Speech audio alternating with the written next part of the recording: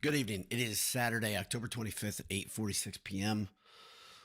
Hope you're doing well. Hope you're doing better than you were earlier today. If you watched that game as I did, you can see my lighting is a little different. I thought getting moody on the lighting might be a nice thing. I'm sure it's hurting my picture quality because I don't have the best camera. I've got a decent camera, but going low light I thought was fitting in this low state of things as they are right now. Before I dig into my thoughts on the game, and I've got quite a few. Um, Let me thank our friends over at AJ's. I didn't get to go to AJ's today. I headed out of town. Wasn't in the most festive of moods. But when you're in a festive mood, or when you're not, good friend of mine said he's been hearing me talk about AJ's for like 200 episodes. That was his estimate. I don't know how many. I think it's more than that.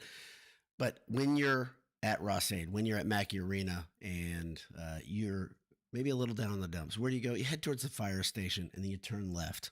And I told him the instructions exactly as I tell you every week. And he went there and he had a pint with a Purdue magnet in the bottom. It was good to see, good to hear. And what you're going to find there is you're going to find some solace. Maybe you get to watch some football games on the TV, and maybe you'll find a delicious Italian beef sandwich. Who knows?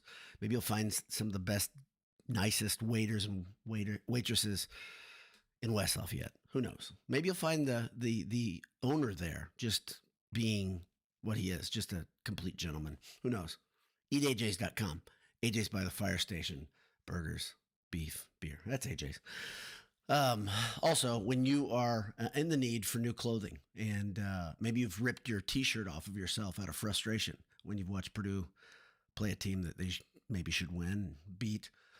So you need a new T-shirt. So you go to Home Field Apparel. Head over to homefieldapparel.com. Grab a T-shirt, grab a sweatshirt. Keep yourself warm. It's getting cooler after all here in Indiana, and it's Home Field's got just cool stuff.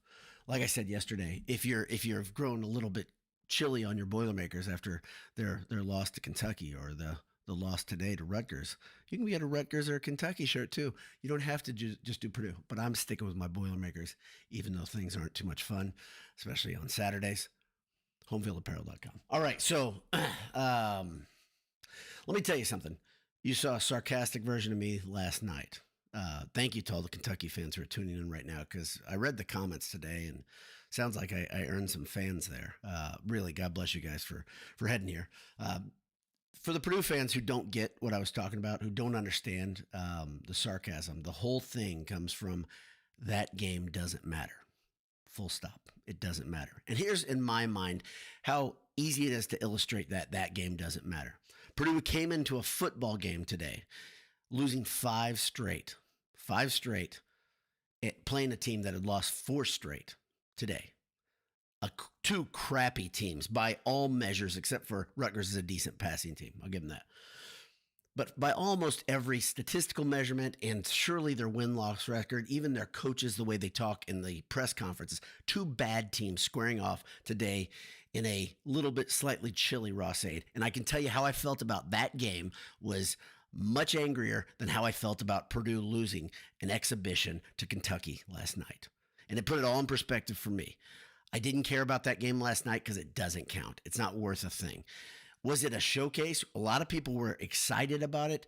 Purdue wasn't excited about it. Today, you had Purdue football. They looked excited on the sidelines. There was enthusiasm. Coach Odom had talked about the fact that this team had lost some of their juice on the sideline. He was trying to make sure they could capture some of what they had early in the season. And it looked like on the sidelines, it was great to see the players that were waiting to play, from if it was the defense on the field doing the offense was there, special teams, whatever, they were into it. Players were into it. And Purdue played a decent game. I haven't looked at the box score yet, but I have looked at statistics. So I'm going to give you a little bit of a disclaimer in that I have a lot of numbers, even before I get into the box score, that tell the entire story of why you should be frustrated as a Purdue fan. You should be very frustrated with what you saw today. Okay. And it may not be as easy to see on the surface why you should be so frustrated. Purdue did something today in such a creative way. They lost. We've seen them lose games this year. We've seen them fight and lose to USC, who outmanned them, and Notre Dame, who absolutely outmanned them. We saw them take the fight to Minnesota and almost get it done. We saw them roll over absolutely roll over versus Northwestern. And today, Purdue needed a win for their psyche and for the psyche of the fans. It was homecoming after all. It was homecoming. A lot of people, a lot of casuals there. I noticed a lot of casuals with poor timing. Purdue fans coming in late. Purdue fans not caring about the game. Okay, fine. I don't care. But a lot of people that don't usually come to games came to this one. So it's kind of a showcase for them to see, okay, hey, I don't come to any game in the year except for this one. I get to hook up with my pals, see them, not hook up, but see my old friends, right? That's fun, right? And Purdue did that. Purdue's football team did that. My nephew is a smart guy. He's a lot smarter than me. He's a lot smarter than me. He said he had some school thing today on Saturday, so he couldn't go to the game. And he came to the tailgate afterwards. We had a very strong tailgate before the game. For an early kickoff or a noon kickoff, having a real strong tailgate takes work. I was up at 6 a.m., which is absurd for me. I do not get up at 6 a.m. But I got up at 6 a.m. to cook and get ready for the tailgate. We had a very strong showing. All the Purdue alums that were there, the current students, that my son and his friends, strong tailgate. But after the game, we still had a kind of a closeout tailgate. My nephew was doing something academic, and he said, what the heck happened in the last 2 minutes of that game? The last thing I saw, Purdue was up by 3.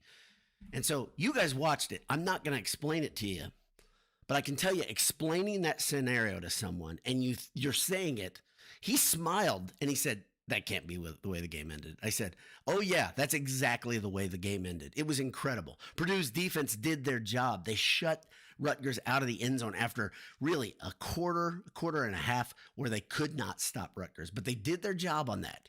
That's the thing that's so incredible. A lot of things you want to see happen for a team, Purdue did those today. A lot of things, not everything, but a lot of things. You want to see improvement. Purdue, I believe, had either no or one penalty. Compare and contrast to the way they played versus Northwestern with no discipline, no gumption, they didn't have anything going there. But today, they lose to Rutgers, okay? And I don't even know, I don't have the final score, 27-24, Purdue loses. You got to get to that eventually, don't you? Here's the stats. Let me tell you about the stats before I get into the box score. The stats that stand out to me. The biggest one, okay? And we talked a little bit about this on the Handsome Hour, but the biggest one was Rutgers was dead last in total defense. Dead last in total defense. They were coming off a game where they got shellacked by Oregon, and Oregon will do that to teams. They're really good. So I'm not going to disparage Rutgers for getting worked by Oregon. That's not a problem. But getting beaten up week in, week out, Greg Schiano was visibly pissed off in many pressers that I've seen, going as deep as saying we have a problem in our systems about how we get guys out of the portal. He was digging in much deeper than just talking about his team in recent weeks. And I think if we've got Rutgers fans listening, I think they would agree with that. Here, let me tell you something else. Rutgers was second to last in running defense, dead last again in pass defense coming in. Okay, that happens. Okay, that's Rutgers. That's what they are. Okay, and yet Purdue went 1 for 9 on third downs today. 1 for 9 on third downs. And this is a team that has struggled mightily on third downs. That's special. 1 for 9 is special. 117 pass yards. And you can argue about the reason for 117 pass yards today for Purdue and for Ryan Brown. Ryan Brown, number one, played injured. Okay. Before the game, a friend of mine says to me, hey, I just talked to Ryan Brown's dad. He's in town. The reason he's in town, I'm not going to get into because I didn't ask him to be on a podcast, so I'm not going to get into that too much. But he said, Brown's going to start. And he tells me this at like 10 a.m., 9:30 a.m. I didn't go public with it because I don't do that. If you see me on the street and you give me a tip or you give me whatever, rumor, I don't go public with that because you didn't want that to go public.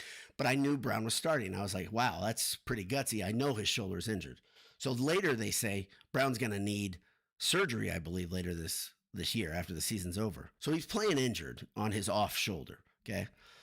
That's an important fact later. When you look at the way the game ended with Brown catching his own deflection and trying to make something out of it, trying to run into the line of scrimmage, into the heart of the line of scrimmage where defensive tackles live, is not the best thing. Also, I didn't get to see that replay. I haven't watched any of the coaches speak after the game. Maybe I'll watch those. Maybe I won't. I probably will because I'm a sadist. But I haven't watched those yet. I look forward to hearing what Odom says. I don't know how you can keep saying the same things. I'm frustrated with Odom and this coaching staff, though.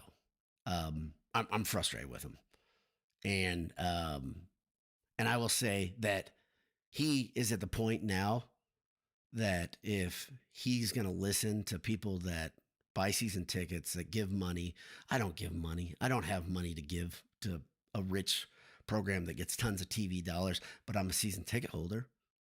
And I can tell you, I am teetering right now on if it's worth spending every Saturday at Purdue to watch the creative ways they're losing. And the fact that you look, okay, you can point at whatever you want. And I've been having like many arguments with people about, is it the roster? Is it the coaching? Sure, we can go back and forth on that.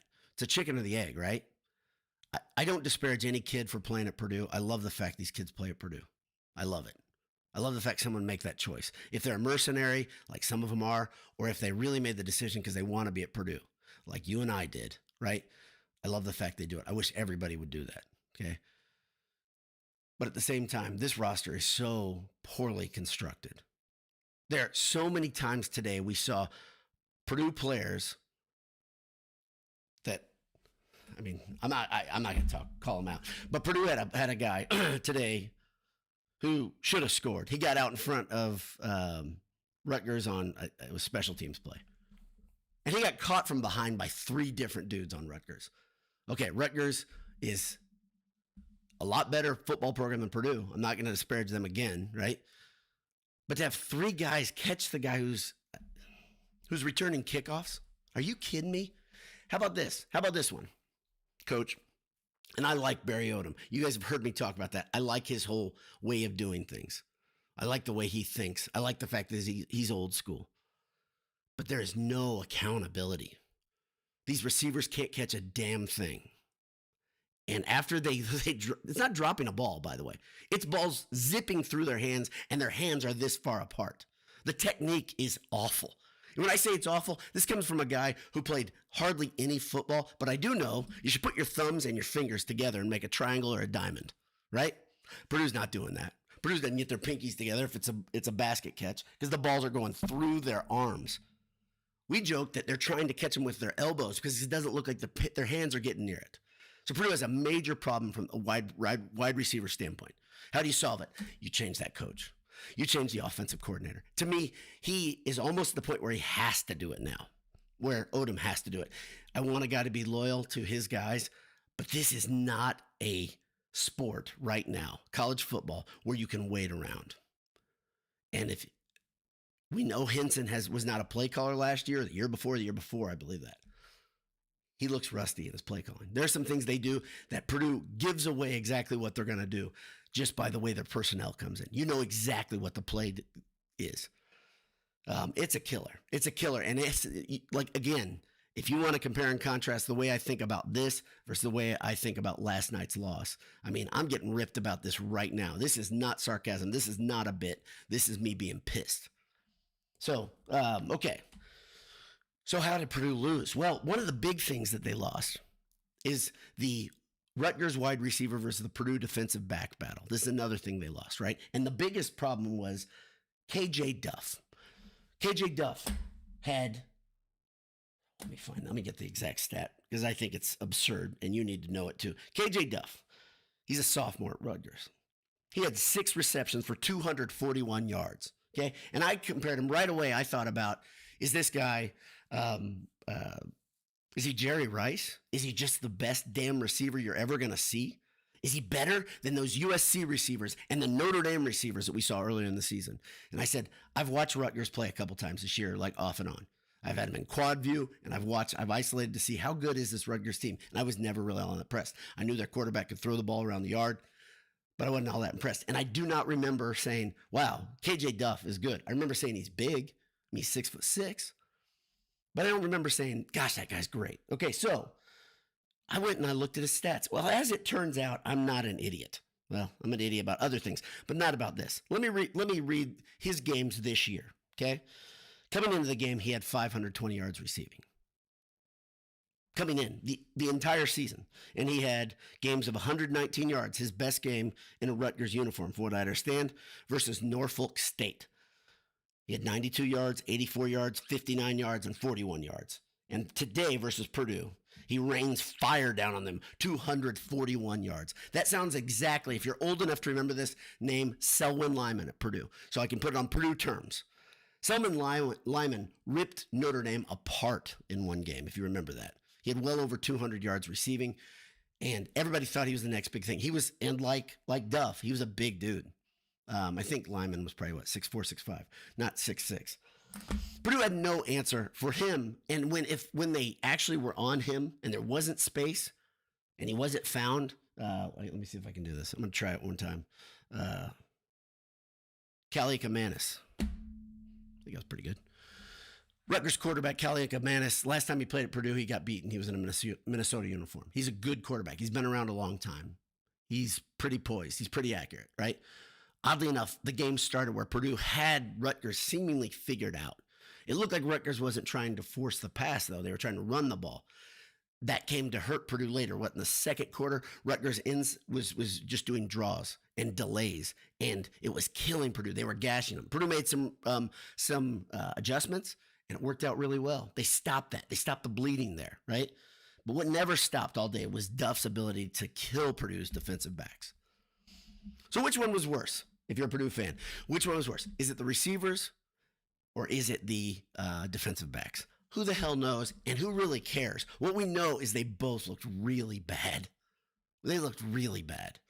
And I'd go, you can work on technique. These receivers have gotten progressively worse during the season. And other than getting beaten up, I know it's a brutal game. I'm well aware it's a brutal game. Here's the thing. I will say it again as my disclaimer. These are pros. A lot of Purdue's receivers are getting paid a lot of money. A lot of them have transferred from big programs. And how many times did Purdue receivers short arm it today? Where it looked like they were so terrified to absorb any contact. By the way, the two I'm thinking of were routes where overhead balls, and they could have gone and gotten it. Duff went and got the ball every damn time. He would lay out for it. He would get his arms fully extended. He would put his shoulders on the line because you can separate a shoulder when you go after a ball. He did it. Purdue receivers did not. They'd bring their arms in almost like they thought there was a safety coming up from way back, and there was not. If they had any situational awareness, they'd know worst thing's going to happen is there's a guy coming from the side. But there wasn't anybody back there. I mean, goodness gracious. So, now that I've ranted for that long, that's a real rant. Compare and contrast that to what I did last night, which was a joke. A literal joke. I was trying to be funny. Kentucky fans, thanks again for being here for the Rutgers postgame. I was kidding. Okay. Let me go to the box score real quickly here. All right. Oh, gosh darn it. Purdue is now 2-6. They need to win out to go to a bowl game if you care about that. That really doesn't matter, I think, to any of you. All that said, now is the time where the season gets hard. This is the thing that we were looking forward to. We said the last third of the season is a monster. Last half of the season is a monster. And it is. It is brutal. Today, Washington put it together to beat Illinois. That's what teams do that are growing up. They start putting it together and they start beating teams that are rising to the occasion. Purdue's not doing that right now.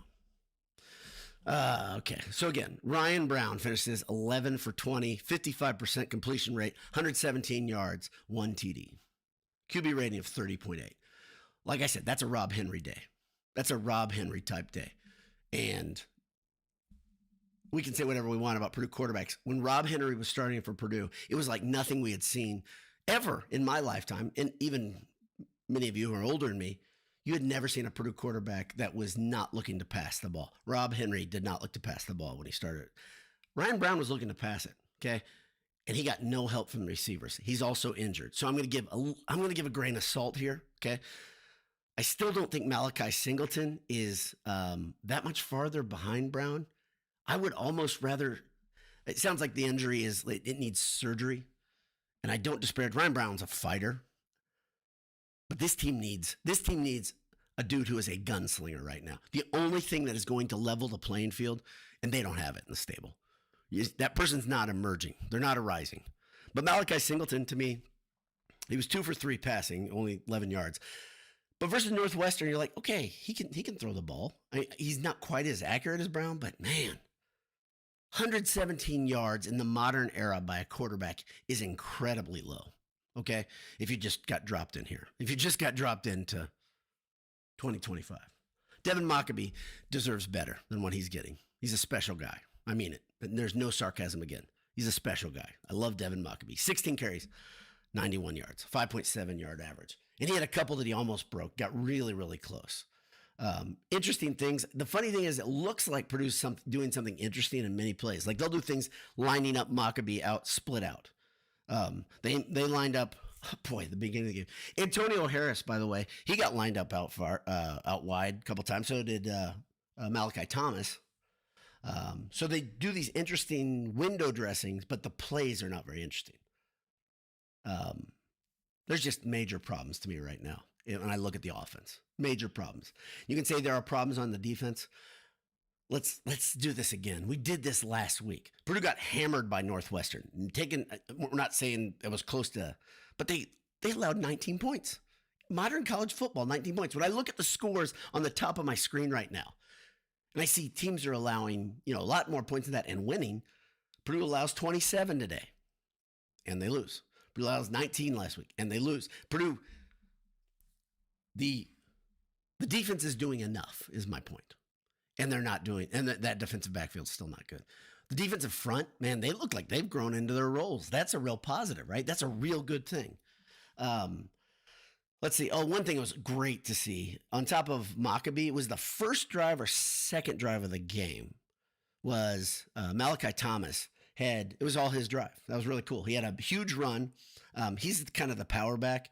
If you're wondering why he looks slower in that play, that was one of the funniest plays ever. There were a couple plays today. If you're a Rutgers fan, you're watching this, and you've seen it. If you're being real honest, they were so out of position.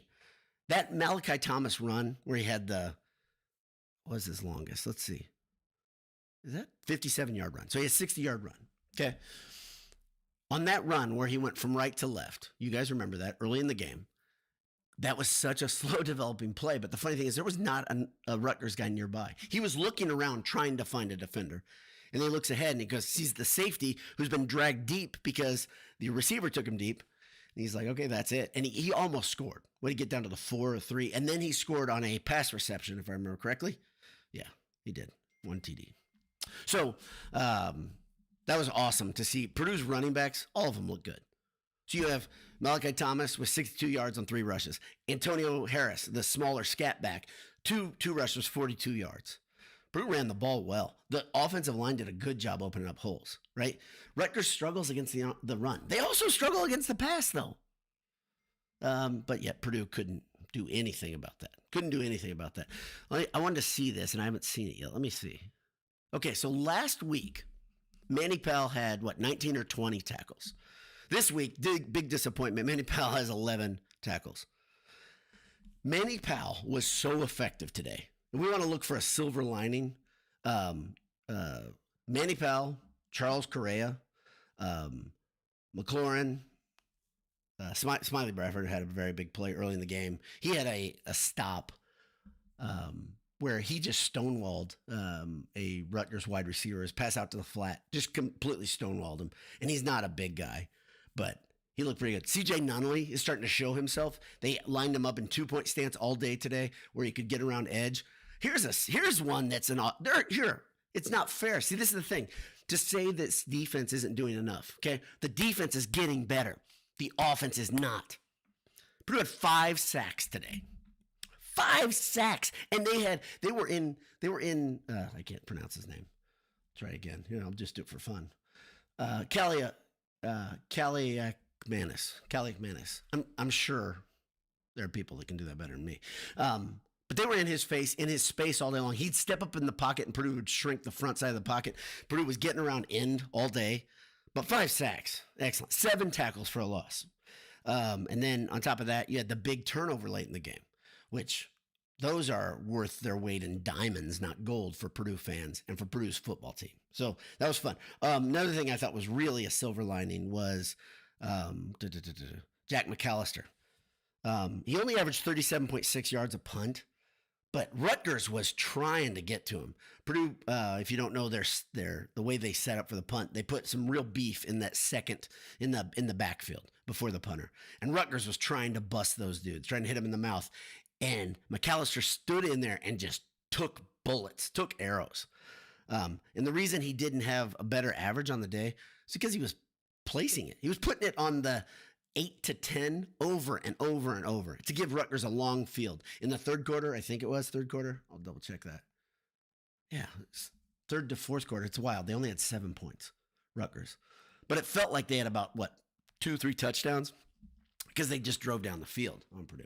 So, frustrating day. Obviously, you can hear it in my voice. I'm frustrated about it. I'm positive when I listen to Odom and the coaches and the players in the post game, they're going to be similarly frustrated. I hope they don't grow numb to this. I keep hearing this in the comment section about apathy, about Purdue fans growing apathetic. And like I said, this is you got to fight it. Gosh, man. But on one hand, we're a logical bunch. Purdue fans are a logical bunch, right? I always say it to a fault. You've got engineers and nurses and I'm trying to think of another good major. Accountants, business people. You don't have a lot of guys like me who are emotional, who draw for a living. But we're a logical bunch.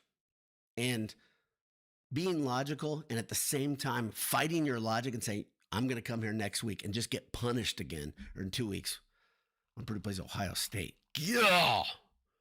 Let's look at the schedule real quick, why don't we? Just real quick as a sidebar. Gosh. Here it comes. At Michigan versus Ohio State, at Washington versus IU. Is that right? Yeah. Gracious. I mean, I knew it already, but it's still sobering. All right. So, Broxton Davis is first. Thanks for being here, Broxton. Ryan Lewis, ugh, I'm with you. Braxton Davis continues. Hello, darkness, my old friend. Exactly. The moody lighting works here. Big red boiler. Don't know what the big red means, but title is exactly what I said to the gentleman sitting next to me at the game. Incredibly creative way to lose. It's nuts. Kevin in Albuquerque says, tweeted last week that we play two kinds of games, get blown out or find creative ways to lose. Today was number 2. And they've done a lot more of the creative way to lose. And they've done it in different ways. I talked to a sidebar with Jay and Michael. Yes, Michael still exists. And Anish and Dave. Dave still exists. And we were talking about, and Dave did not sound off, but we talked about the way they lost this game. And Jay specifically, he'll tell you on Monday during the Handsome Hour about how frustrated he is that they've done it in so many different ways. It's like trying to pin the tail on a donkey that's spinning. It's on a wheel. What's the problem you need to fix this week? Right? Yeah. Ted Berkey says, new and amazing ways to enact pain. And that's the thing. This one's painful. Again, I'll compare and contrast my feelings with last night's feelings. This one's painful. Ed Albanese, he is the gummy bear king of all of the Purdue family, says, is there a curse that we need to break like the Cubs? There is not a curse, boys and girls. There's not a curse. Purdue needs to change some habits. Purdue needs to build a better roster. Purdue needs to do some things with the way they're preparing, right? I think the coaches would say that. I hope they would say that at this point. There's some bones here that make Purdue better than their record. There is no doubt about that. But their record is exactly what they are, right? Should Purdue have 4 wins yet right now? I think they could have. I picked 4 wins. You guys have heard me. I said over and over. I stuck with that number. And in hindsight, I'm like, damn it. They should have won 4 games. When I say should have, like it's past tense, you have the next 4 games are just punishers, right? I don't think Michigan is a world beater. Washington looked good today, but I don't think they're a world beater. But Ohio State and IU are. That bucket game, holy crap, guys. Holy moly. Did you see what IU did today to UCLA, America's little sweetheart? They spanked them. Man, oh man. And they were scoring points in bunches. I haven't watched highlights of that yet. Sure you guys have watched part of it, but damn it, IU's good. Evening to you, Marshall Briggs. Sam Hageman says, imagine rooting for a program that improved nearly every facet 1 year to the next and then was still objectively worst program in 18-team conference. Yeah, here, I got some factoids on that. Okay. I meant to say this in my intro, but good time to bring it up. So, Sam, thanks for this. The last time Purdue won a Big Ten game, you probably heard this by now, but if you haven't, you like misery, you're here. The last time Purdue won a Big Ten game, November 25th, 2023. Okay? It was 35-31 over IU. That has been 700 days since Purdue has beaten a Big Ten foe. 14 straight Big Ten losses. And here's another factoid. Purdue is the only team in the Big Ten that saved the most recent expansion that hasn't beaten Rutgers. They're now 0-3 versus Rutgers. That spans over 3 different coaches, I believe. I know Jeff Brom struggled with versus Rutgers. So maybe he had 2 and then this one, and Walters didn't play Rutgers. Is that what it is? I don't know. I don't really care to look any deeper in this than I already have. But I've brought you some facts you can take to your friends. Rob White says, I'm very frustrated. I'm done with this football team. Rob, you are not the only person that has said that to me today. And I have some good friends who have said a lot worse than that with more expletives mixed in. You're not alone. And I hope Purdue hears this. I don't know how many people from the program or from the athletic department listen or watch here. But I do know sometimes messages get there. And I think your comments are going to tell a lot. My comments after this game have already told a lot, but I think your comments are going to tell a story too. I'm just guessing as we read through. Ed Albanese says, reading the Kentucky comments, all trashing Purdue and our ranking. Yeah, those are silly. It's funny. If you want to go through those comments, you're fine. I thank Kentucky fans for giving us a little bump in listening and watching, though. That's nice. That goes right in my pocket. I'm going to buy myself something pretty. Thanks, Kentucky fans. By the way, I don't get paid a nickel for this. The site does, but I don't. Let me keep going. Sam Hageman says, disheartening watching this horrendous product every week, but I'm a sick freak, so I'm there to sit in front of the TV. Yeah, you're sick. And you're here you're among friends. Ed Albany says, hate to say it, but firing Odom at the end of the season viable? He's asking a question. The team seems lost. No, I don't think it's viable. I don't think it's a good move at all. And I'll tell you why you don't do it. I've said this before. I don't believe in karma. I believe in sports karma. If you've been around for me for a couple of years, you probably heard me say that. And the reason I say that is when you screw something up over and over in similar ways, and when you kick a guy out maybe too early from a program, what happens is all those guys who are potential employees later, coaches who can come to Purdue, they talk to each other. They start saying, well, Purdue's got a pretty quick trigger. They just fired 2 coaches in 2 years, right? I don't think it's a viable option at all. But I do think it's absolutely viable for Odom to adjust his staff in the form of firings. Somebody has to be held accountable. Odom's big about accountability in the offseason. If you read about this, if you've heard about it, and I've heard about it from some current players' parents. Odom came in, he assessed, and he told some guys, you're not welcome back. You got to leave. He did that with quite a few people, and he's done it before. He's got a history of that. So he's good at holding guys accountable during practice, during camps, during the spring. He has to hold some of these guys accountable in the game. He has to. And I think... let me put a parallel. Some of you guys are parents out there. When you put a line in the sand for a kid, when you say, hey, don't cross this line. So if you say, for instance, stop doing whatever on the field, and then they go do it again, and then you don't do anything, there are ramifications within the roster, in my opinion. And I do think that's an apt comparison. It falls apart a little bit if you dig deep at the coaching and parenting thing. But I think there's a comparison there. And there has to be some accountability, and there just isn't right now. Let's see. Marshall Briggs says Odom said, the wins will come. I don't know when, but they'll come. So that must have been the post game. Thank you, Marshall. He also says, also put over Babinski in the leadership. I don't know what that means. I'm not going to read that aloud. Yeah. The wins will come. I'm with you. I don't understand when they come.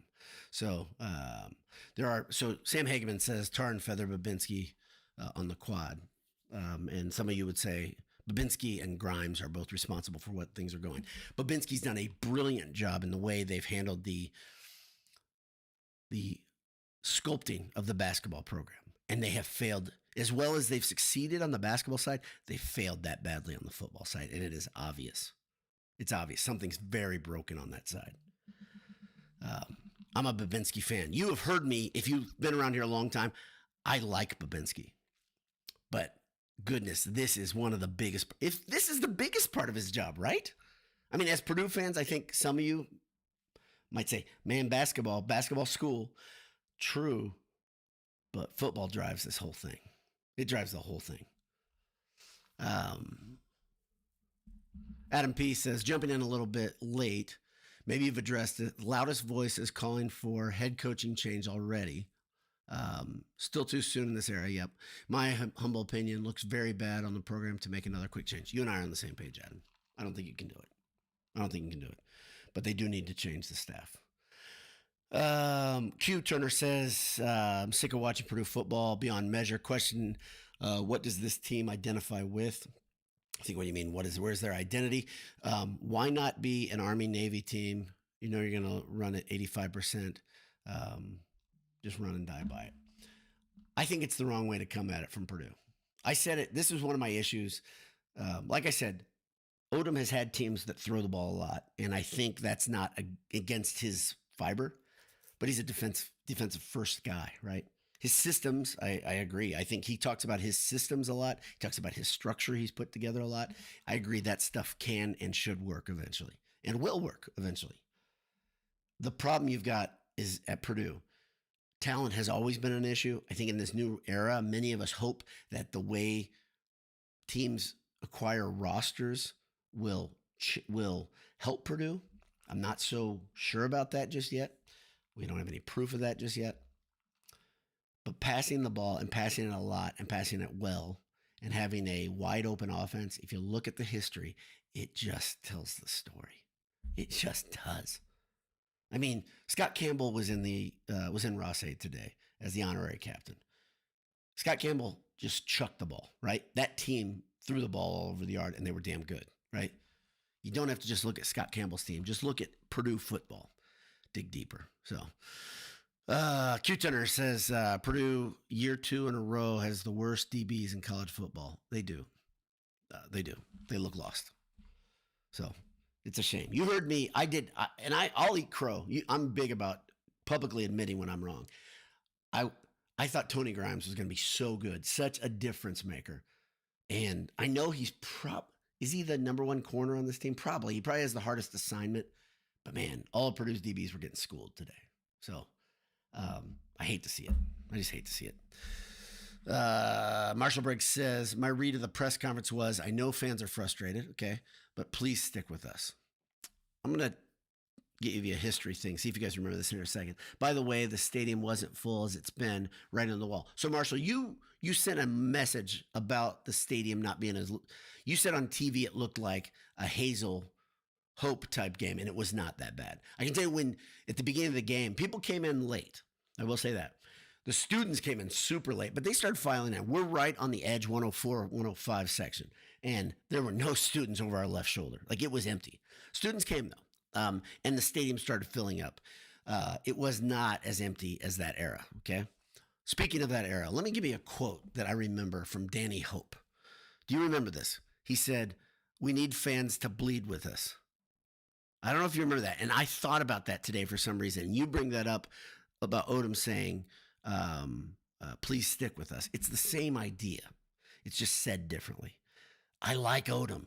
I really like Odom. I really want this guy to win. But this team looks very bad. Like, you're dealing with a team that looks like they don't belong, right?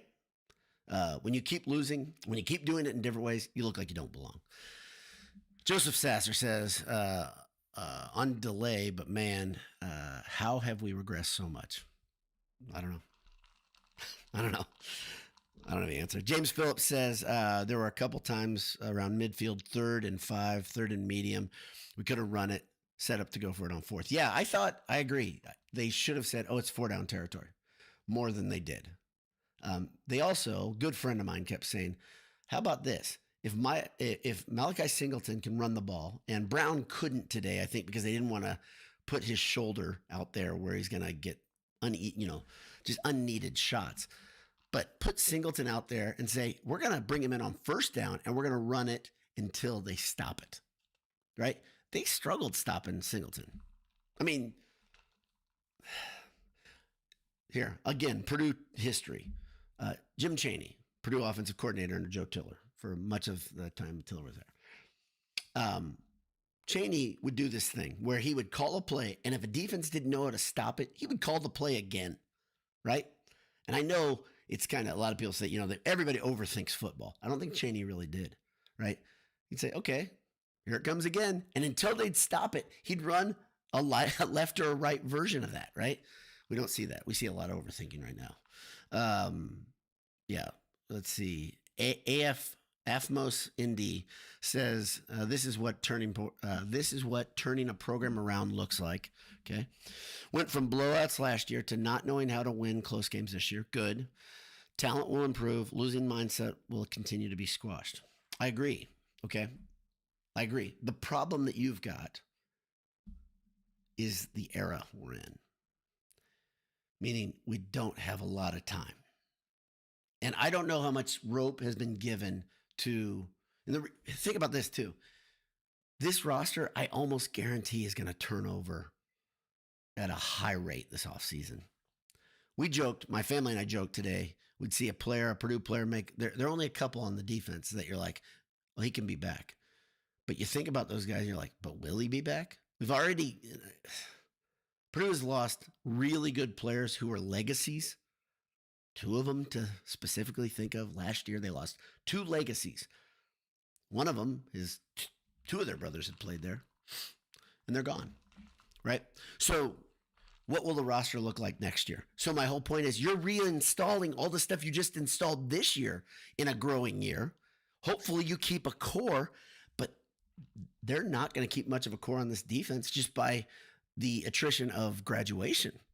Some of those guys do not have any more eligibility left. And some of those guys are the most impactful.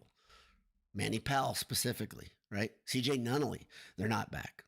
They're not back. And I would love to see them back.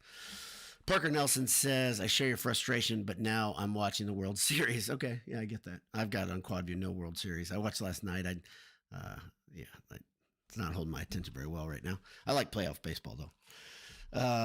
Let's scroll down a little bit. Clint Eastwoo 12 says, what if Purdue throws all their money in to get IU's offensive coordinator, defensive coordinator? They're not going to do both of those. But what if they throw up and go and get one of them? I think there's a better way to do this.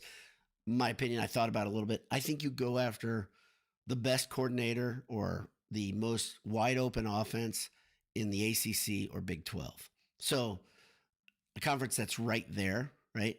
But they can do it. And I think you can woo them away, that type of coordinator away from that conference with the promises of, A, you're going to get exposure and you may become a head coach with that exposure. You're going to get more money.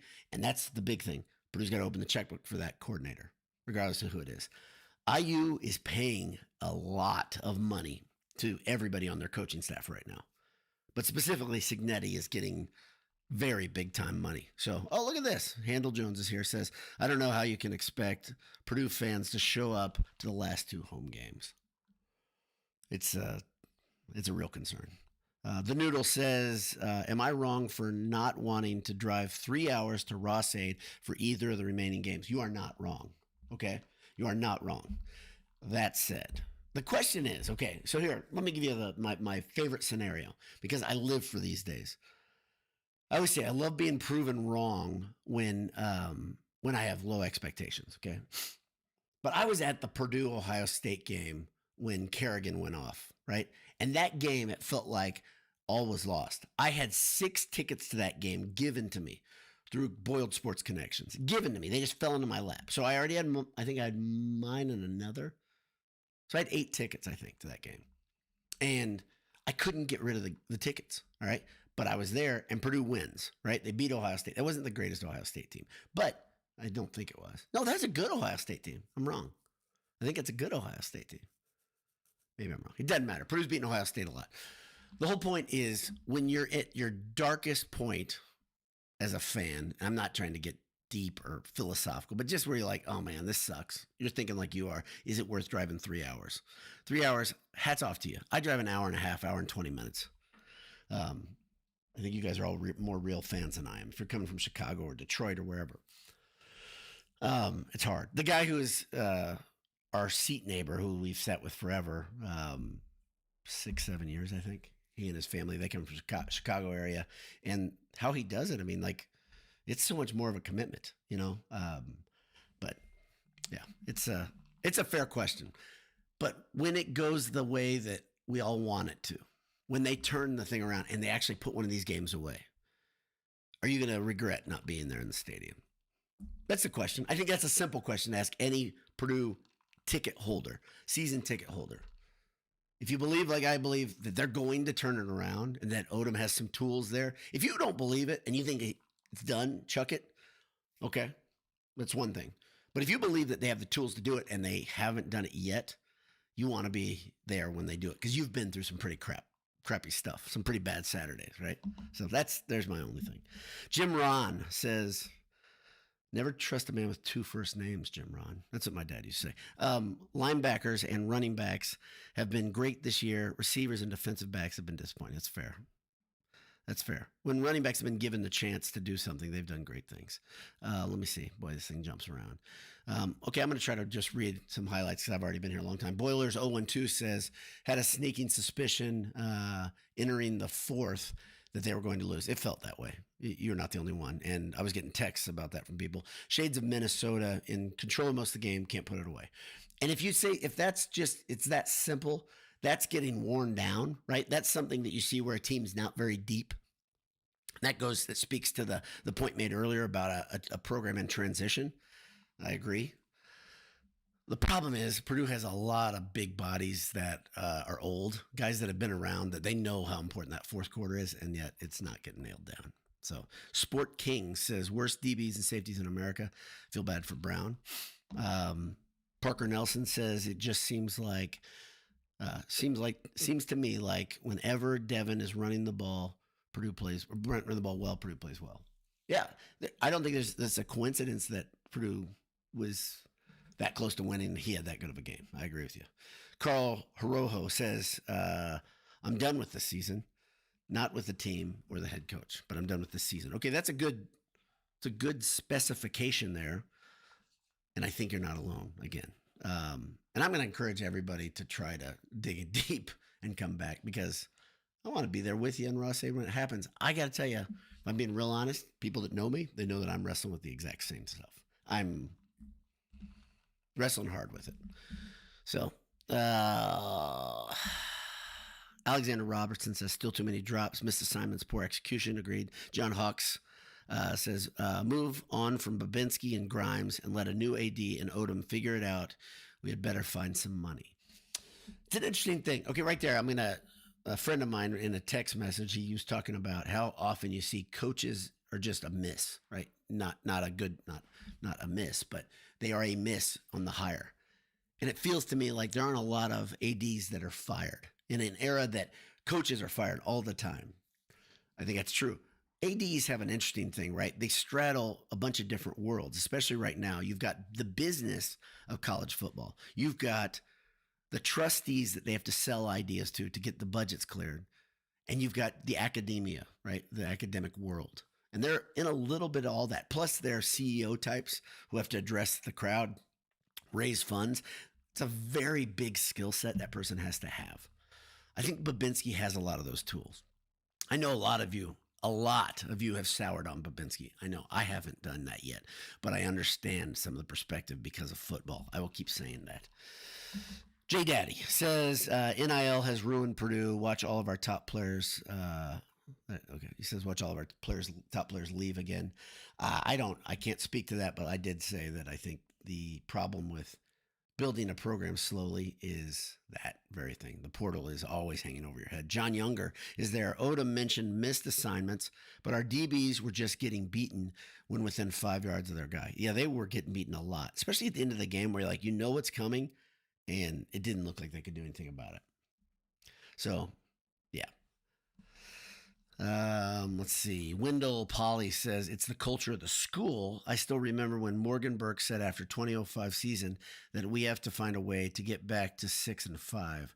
That rings of the school does not care. So I tried to figure this out years ago. Obviously, there's a disconnect on some level, or there used to be a huge disconnect in the culture of the fan base and the athletic director. I think Morgan Burke was a lot different bird than Mike Babinski. And I had a hard time with dealing with some of the things Morgan did because it always felt penny wise, pound foolish. Purdue would always try to say, okay, we're going to keep the bottom line intact, but we're going to make a move that's so egregious, so dumb that, for instance, you find out, okay, we're going to lose our end zone, those cheap risers in the south end zone, right? We're going to lose those. So they knock them down because they failed inspection. So Purdue had waited a long time, clearly. I don't know exactly what happened from an engineering standpoint, but they had waited too long. Those things were condemned by inspection. They knocked them down, and they put up some backyard tents for the next few years until they could get a budget up to put the stands in there, right? So what they should have done is planned ahead. Number one, those were ancient aluminum stands. It was wild. And it made Purdue look like a grade school, if we're being honest, or a high school, right? That's just an example of the way Purdue thought, right? I don't think Babinski thinks that way. I don't. I'm not trying to disparage the dead, by the way. I understand that's tricky. By the way, I'm watching a Rutgers highlight right now. Greg Schiano really, really needed that win. As bad as you think Purdue and Odom need it, Schiano really celebrated that win. Felt like a monkey was off his back, I think. Travis Brandon says, I don't understand the amount of end zone shots from the midfield on first or second down. I agree with this one. This team rarely completes those long plays and should stick to chunk plays. It reminds me of when you're playing Madden or college football, right? I don't do this a whole bunch anymore. And you're just like, it's so much fun to watch the ball in the air, right? It's like, it's foolish. It's a foolish way to run a game. And especially if you can't do it, right? If you, whether it's receivers or a quarterback, I understand the idea, keep teams honest by stretching the field and knowing that, hey, it's a threat, but it's not much of a threat because it's not very effective. Yeah. And it wastes a down. 4 yards on a running play is a really good play, right? It's a really good play. And it can set up a lot. You can frustrate the hell out of a team, make a team get impatient if you can get 4 yards a pop on a carry, right? But anyway, that's old-fashioned football. Marshall Briggs says, does Boiler Ball's recent success bring more money into the AD? If so, couldn't they move some of that revenue from basketball to football? Not sure how it all works.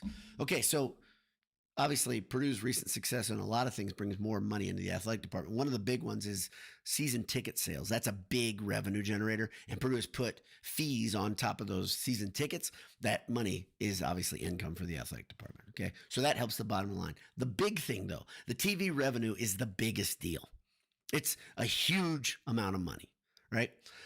Purdue had to pay out their portion of the NCAA lawsuit, because if you don't understand that lawsuit, NCAA loses and they say, okay, we lose. We all lose. All of the NCAA loses. And so all the people that brought the case against the NCAA, and it was settled out of court, I believe, and then they checked the settlement, if I understand. Purdue had to pay a chunk of that money out. Okay, so that's a big deal to the bottom line. Big hit to the bottom line. A lot of athletic departments have been destroyed by that payout. They've had to drop sports. I don't think Purdue has dropped a sport yet, but if you don't know this, Purdue is the fewest varsity sports of any team in the Big Ten. And this is kind of the way Purdue has done things for a long time. And it comes back to before Morgan Burke, where Purdue said, we're not going to hemorrhage money on sports that don't make it, right? So they have a couple that are very important to Purdue, and they keep them around, even though they aren't profitable, but they don't have all the sports. If you look around, you're like, wow, I didn't know Purdue didn't have a varsity hockey team, for instance, right? I know there are a couple of you guys who love hockey, and you're like, man, that's a hole in the athletic department. I understand why you'd say that. But the big thing is TV revenue is the biggest. It's the driver of everything. Football is the driver of TV revenue. I hope I answered something there. I don't know if I did. J Daddy says 2-10, even a rebuild is ridiculous. Still getting 55,000 in the stands for support. You get fired for doing half of that at Ohio State. Yeah, we're not Ohio State. You're right, though. Your point is right. I don't want to dismiss the point. 2-10 is a really, really bad record. I think that's the biggest point you take away. And the fact that Purdue fans keep coming is incredible. Guess what? I'm hearing more people saying they're not going to come. And they are logical enough to say, oh boy, these two murderers that are coming to town here in the next few weeks, that hurts. So that's going to hurt interest. So I would, let me just plead again with Purdue fans. You're not going to get a lot of money if you sell your tickets. Don't sell your tickets to Ohio State or IU fans. So don't go on a market and just sell them. Just get rid of them. Eat them. I mean that. Eat them. They already have sold too many of them that way. And I hate seeing that. I don't have time for it. And I think it's pretty egregious, especially for a low amount. If you did it, let's pretend for a second, you did it and you make all the money back from your season ticket for some weird anomaly of a sale where you sell the tickets to the Ohio State game for hundreds of dollars, if not thousands of dollars. Okay. That would make me, okay. Again, logically, I'd say, okay, I get it. But if you're going to go on the market, like my son told me, the IU, the bucket game, the market is low, like $5. Don't sell the tickets for $5. Come on, respect ourselves a bit. Sam says, apathy, my old friend. It's like Hazel all over again. It's not that bad, but it's bad. And this is the problem, that I can go on the scale and look at all the bad coaches and say, oh, it's not as bad as that bad coach. My memories go back to, and some of you are older than me. So I hear people bring up the name Agassi, right? That coach. I think that was a bad era. I don't know much about him. But mine goes back to really to Burtonette. That's really where I think. And Burtonette was a lovable guy that took the team to a bowl game, but didn't really have all the tools as a head coach. He was a very good football coach, and he had a long career because of it. Coached the Colts at one point on the defensive side of the ball, I believe. But a good coach. A lot like Danny Hope. Danny Hope is filling in for, who we just said, was it Central Florida? No, not Central Florida. But Danny Hope is still in coaching because he was a respected offensive line coach, and he wasn't a great head coach, right? There are different types of bad here, right? Darrell Hazel had no idea what to do as a head coach. Ryan Walters had no idea what to do. The difference between those two is that one of them was young and could get better. He could pick up the tools to become a head coach and make another swipe at it. Darrell Hazel is not ever going to get a head coaching job again, right? Danny Hope is close to retirement now. I mean, like I can remember Akers, Coletto. These are bad teams, right? But I think Odom is very different than Walters, and I think the record will show it, hopefully, in the next year. Hopefully. But again, building a roster, tough. Yeah, Carl Rojo says he goes back to Agassi. So I think I'm saying it right, Agassi. So yeah, God bless you for being a diehard for so long. Marshall Briggs says Michigan State is hanging with Michigan. Yep, maybe Purdue has a shot. I think they do. But seriously, Michigan State has a clueless coach and they aren't getting crushed. I don't think Michigan's that good. I don't think Washington's that good. And I know I might sound like a fool. You can have both. If anybody tips their toe into this long stream now, almost an hour, you can have Purdue be very, very bad, which they are, and also other teams be not very good. And you can say those things because you can observe them. Maybe you watch a lot of football or you just have opinions. It's okay to have opinions. It's okay to be wrong about those opinions too. People call you to the carpet. But I think Michigan and Washington aren't that good. And I don't think Michigan coach is that good. And I'm not a Jed Fish guy either. That's the thing. Just not that impressed by him. I think Anish and I disagree on that, for instance. But Washington just got it. They put it together. Like I said today versus Illinois, they put it together. So I'm not going to say those are winnable games by any means. I'm not Scott Frost. Matthew, just Matthew, one name, says, longtime listener, first-time commenter, appreciate it. Went to every home game through Hazel, Brom, Walters from Chicago. That's hearty, man. Thank you. Until something changes, I'm good for one game a year at Ross 8. Okay, so I'm going to read that again. Went to every home game through Hazel, Brom, and Walters from Chicago. Until something changes, I'm good for one game a year at Ross 8. So you're changing? Let me get the clarity. You're changing your philosophy because you're fed up? Is that what I'm getting? So, but I'm just reading your comment. I don't have anything to say. I hope I'm getting that right, though. Yeah. So, Let me revisit one thing without sarcasm about last night's scrimmage, about the Purdue Kentucky scrimmage. Okay. Purdue looked bad. All right. Purdue looked unimpressive. Purdue looked like a non-Purdue team, in my opinion. Right. Now, I watched the post-game comments on that, and I can tell you those seniors, they know exactly what Painter does in those exhibitions. Okay. And it showed in those comments. If you haven't watched the post-game, go watch those post-game comments from TKR, Lawyer, and Smith specifically. They've been on this rodeo before. Okay. Is it a bad sign for guys to play that lackluster of a game in an exhibition? I don't think it's a big deal at all. I think it's a bad practice. That's the way I look at it. Bad practice with really, really cool costumes and a really neat stage. Rupp is a great place to play. But Purdue looked bad. So I didn't miss that. In my sarcasm, I didn't miss that. To you, Kentucky fan who's been here for an hour. Thank you especially for being here. So thanks to everybody for tuning in. That's a long show, but I think it's worthwhile. Number one, the catharsis of being together, even if it's virtually, it does something for me. And I've been this for years. This is part of the reason we started the website. Part of the reason we started the stream was to work our way through our absurdly overly emotional takes after a loss. And this is back when Tiller was here. So now the catharsis of working through these, I've gotten better at working through them. But you guys sharing your thoughts via text, so those of you who know me well enough to text me, and going back and forth here. Rudy Gedeon says hello from South America. That's awesome. That's incredible. So I don't know if you're just visiting or if you live down there. That's pretty awesome. And if I missed one of your comments, I apologize. I tried to get through. They started stacking, and this YouTube sometimes gets juddery. It'll start moving things around, but I'm glad I got that one. That's a cool one. But thanks to everybody. If you feel like this is a good way to connect with people, especially if you're out, like my college roommate, he lives in New Mexico. One of my college roommates, one I lived with longer than anybody at Purdue, lives in New Mexico. He doesn't listen to the show, but I know some of you guys in New Mexico do, which is weird. And it's nice to connect with people who are feeling it a little bit too much, right? Let's be real honest, a little too much. The sun rises tomorrow. God bless you guys. Hammer down. Talk to you soon. We'll see you. Purdue is 2-6 on the season.